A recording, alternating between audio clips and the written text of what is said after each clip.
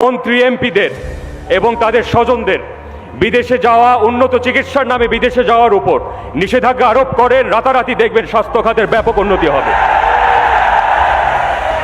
যদি তুমি ভয় পাও তবে তুমি শেষ, যদি তুমি রুখে দাঁড়াও তবে তুমি বাংলাদেশ। আওয়ামী লীগ যতদিন ক্ষমতায় থাকবে বাংলাদেশ এগিয়ে যেতে থাকবে। হ্যাঁ, জাতীয়তাবাদী নামের আগে জাতীয়তাবাদী দল দিলেই জাতীয়তাবাদ হয় না। স্বাধীনতার সংগ্রামের একটি গান, মোরা একটি ফুলকে বাঁচাবো বলে যুদ্ধ করি, মোরা একটি মুখের হাসির জন্য অস্ত্র ধরি, সেই ফুল জাগের পার্টির গোলাপ ফুল, বাংলার মুক্তিকামী শান্তিকামী জনতার মুক্তির কুল। ইনশাল্লাহ সেই কল্যাণ রাষ্ট্র আমরা গঠন করব, সেই সোনালী বাংলাদেশ ইনশাল্লাহ আমরা প্রতিষ্ঠিত করে ছাড়বো ইনশাল্লাহ। বাংলাদেশের তরুণ সমাজ সবসময় তারুণ্যের রাজনীতি পছন্দ করেন, কারণ বাংলাদেশের তারুণ্যের মধ্যে এই প্রবণতা বেশি রয়েছে। তাদের মধ্যে তারুণ্যের রাজনীতি নিয়েও অনেক সময় কন্ট্রোভার্সির সৃষ্টি হয়। আমরা এর আগের ভিডিওতে বাংলাদেশের সেরা 3জন তরুণ রাজনীতিবিদকে নিয়ে আলোচনা করেছি, সেখানে আপনাদের রেসপন্স ছিল যেটা দেখার মতো। আপনারা আগের ভিডিওতে অনেকেই কমেন্টস করেছেন যে বাংলাদেশের সেরা 3জন তরুণ রাজনীতিবিদদের শিক্ষাগত যোগ্যতা কি, কে কত পর্যন্ত লেখাপড়া করেছে সেটাও জানতে চেয়েছেন। তাই আজকের এই ভিডিওতে বাংলাদেশের সেরা 3জন তরুণ রাজনীতিবিদদের শিক্ষাগত যোগ্যতা তুলে ধরা হবে। শিক্ষা ছাড়া একটি জাতি কখনো উন্নতির সর্বোচ্চ শিখরে যেতে পারে না, তাই বলা হয় শিক্ষাই জাতির মেরুদণ্ড। বাংলাদেশকে সমৃদ্ধির দিকে এগিয়ে নিয়ে যাওয়ার জন্য যারা রাজনীতি করেন তাদের শিক্ষাগত যোগ্যতা কেমন সেই সম্পর্কে আমরা অনেকে জানি না, আবার কখনো জানার কৌতূহল হয়নি অনেকের। কিন্তু সবার এই বিষয়ে জেনে রাখা উচিত, কারণ একজন শিক্ষিত ব্যক্তি যখন রাজনৈতিক অঙ্গনে প্রবেশ করবে তখনই কেবল একটি জাতি শিক্ষিত হয়ে উঠবে এবং এগিয়ে যাবে বাংলাদেশ। তো আজকের আলোচনায় রয়েছে বাংলাদেশের 3জন তরুণ রাজনীতিবিদ, যারা 3টি বৃহৎ দলের। তো প্রথমে আলোচনায় থাকবে বাংলাদেশের তরুণ রাজনীতিবিদ ডক্টর সাইম আমির ফয়সাল, যিনি জাকের পার্টির সিনিয়র ভাইস চেয়ারম্যান। তো তালিকার 2 নম্বরে থাকবে বাংলাদেশ জাতীয়তাবাদী দলের তারেক রহমান, যিনি সাবেক প্রেসিডেন্ট জিয়াউর রহমানের সন্তান। তার শিক্ষাগত যোগ্যতা কি সেটাও তুলে ধরা হবে। এবং তালিকার 3 নম্বরে রয়েছে সজীব ওয়াজেদ জয়, যিনি সাবেক প্রধানমন্ত্রী শেখ হাসিনার সন্তান। তো তার শিক্ষাগত যোগ্যতার ব্যাপারে আলোচনা করা হবে। তো সর্বপ্রথম রয়েছে বাংলাদেশের তরুণ রাজনীতিবিদ ডক্টর সাইম আমির ফয়সাল। অল্প বয়সেই অর্থনীতি বিশ্লেষক ও রাজনীতিবিদ হিসাবে পরিচিতি লাভ করেছেন ডক্টর সাইম আমির ফয়সাল। সাইমের জন্ম 1994 সালে ফরিদপুরের সদরপুর উপজেলায়। 2011 সালে ইন্টারন্যাশনাল স্কুল ঢাকা থেকে মাধ্যমিকে বসেন তিনি। এরপর আইবি ডিপ্লোমা সম্পন্ন করে উচ্চশিক্ষায় পাড়ি জমান বহির্বিশ্বে। 2014 সালে ইউনিভার্সিটি অব নটিংহাম থেকে অর্থনীতিতে স্নাতক ডিগ্রি অর্জন করেন।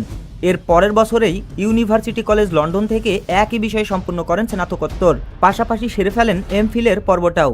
2018 সালে মাত্র 23 বছর 10 মাস বয়সে অর্থনীতিতে পিএইচডি করে রেকর্ড অর্জন করেন সাইম আমির ফয়সাল।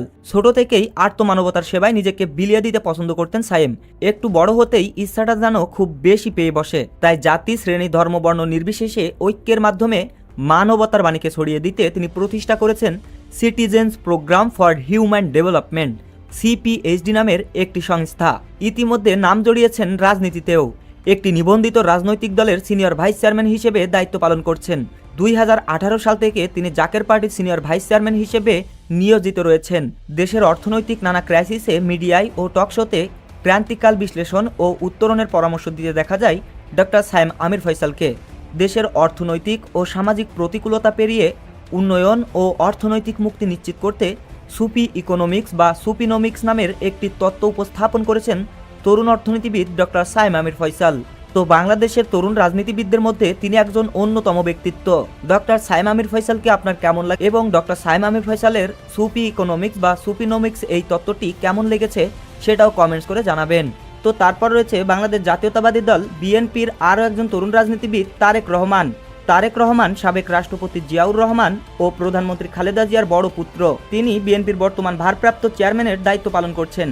বাংলাদেশের ভবিষ্যৎ জাতীয়তাবাদী দলের নেতা তিনি। তারেক রহমানের জন্ম 1967 সালের 20 নভেম্বর পাকিস্তানের করাচিতে।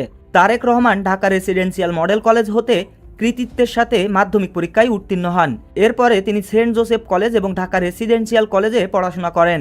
1984 সালে তিনি ঢাকা বিশ্ববিদ্যালয়ে প্রথমে আইন বিভাগে ও পরে লোক প্রশাসন বিভাগে ভর্তি হয়েছিলেন, কিন্তু তিনি স্নাতক শ্রেণীর পড়াশোনা শেষ করতে পারেননি। পরবর্তীতে তিনি পেশা হিসেবে ব্যবসাকে বেছে নিয়ে বস্ত্রশিল্প ও নৌযোগাযোগ খাতে বিনিয়োগ করেন। বর্তমানে তারেক রহমান লন্ডনের একটি বিশ্ববিদ্যালয়ে আইনশাস্ত্র নিয়ে পড়াশোনা করছেন বলে জানা গেছে। তো তারপর রয়েছেন বাংলাদেশের আরও একজন রাজনীতিবিদ, বাংলাদেশ আওয়ামী লীগের তরুণ রাজনীতিবিদ সজীব ওয়াজেদ জয়। তিনি সাবেক প্রধানমন্ত্রী শেখ হাসিনার একমাত্র পুত্র। সজীব ওয়াজেদ জয়ের প্রকৃত নাম সজীব আহমেদ ওয়াজেদ। তিনি 27শে জুলাই 1971 সালে বাংলাদেশের স্বাধীনতা যুদ্ধ চলাকালে জন্ম নেন।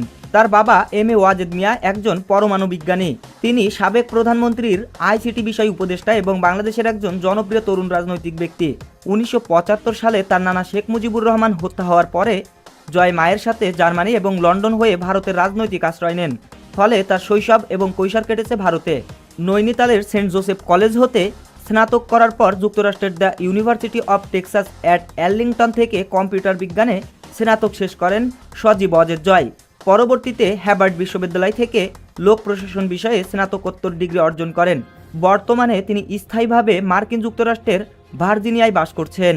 তো বাংলাদেশের তরুণ রাজনীতিবিদদের মধ্যে জাকের পার্টির senior vice chairman doctor Sayem Amir Faisal, Bangladesh জাতীয়তাবাদী দল বিএনপির ভারপ্রাপ্ত চেয়ারপারসন তারেক রহমান এবং আওয়ামী লীগের তরুণ রাজনীতিবিদ সজীব ওয়াজেদ জয়, এই তিনজনের মধ্যে আপনি কাকে বেশি পছন্দ করেন এবং কাকে পার্সোনালি আপনার কাছে বেশি পছন্দ হয় সেটা কমেন্টস করে জানাবেন। আজকের এই ভিডিওটি বিভিন্ন সূত্র থেকে কালেক্ট করা হয়েছে। আমরা বিভিন্ন গণমাধ্যম এবং ওয়েবসাইট থেকে এই তথ্যগুলো সংগ্রহ করেছি। এখানে তথ্যগুলো আপডেটেডও হতে পারে। সবাই ভালো থাকবেন, সুস্থ থাকবেন, মন্দ হতে বিরত থাকবেন। Till then take care. আল্লাহ হাফেজ।